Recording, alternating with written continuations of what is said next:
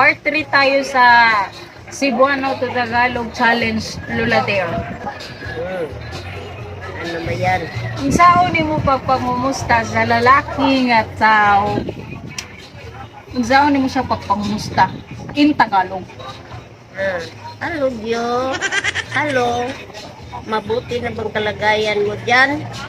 Sabi niya, oh, nanay, ang akong lagay, nanay, nagbitay na nanay, gibuti-buti yun, nanay. Oh, nagbitay yun ang akong lagay, kaya wala na kuno sapwang ko na siya lagay.